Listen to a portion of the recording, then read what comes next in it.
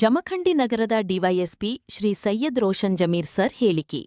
ಈದ್ ಮಿಲಾದ್ ಹಬ್ಬ ಮತ್ತು ಗಣೇಶ ಚತುರ್ಥಿ ಯಾವುದೂ ಹಬ್ಬದಲ್ಲಿ ಡಿಜೆ ಹಚ್ಚುವ ಪರವಾನಗಿ ಇಲ್ಲ ಎಂದು ಹೇಳಿದರು. ನಿರಂತರ ಸುದ್ದಿಗಾಗಿ ವೀಕ್ಷಿಸಿ ಎಸ್ಎಂ ಸುದ್ದಿಮಿತ್ರ ಜಮಖಂಡಿ.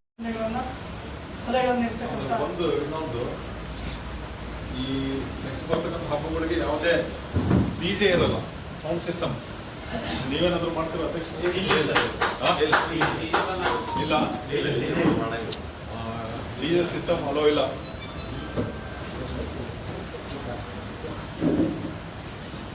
ತಾವೆಲ್ಲರೂ ಕೂಡ ಸಹಕಾರ ನೀಡಬೇಕು. ಯಾಕಂದ್ರೆ ಒಂದು ವೈಜ್ಞಾನಿಕ ತಳಹದಿಯಲ್ಲಿ ಡಿಜೆಯಿಂದ ಅಡ್ಡ ಪರಿಣಾಮಗಳಾಗ್ತಕ್ಕಂಥ ಸಾಧ್ಯತೆಗಳು ಹೆಚ್ಚು ಇರೋದ್ರಿಂದ ನಾವು ಮುಂದೆ ಬರ್ತಕ್ಕಂತಹ ಈದ್ ಮಿಲಾದ್ ಹಬ್ಬ ಆಗಲಿ ಅಥವಾ ಬೇರೆ ಗಣೇಶ ಹಬ್ಬ ಆಗಲಿ ಡಿಜೆಯನ್ನು ನೀಡಲಾಗುವುದಿಲ್ಲ.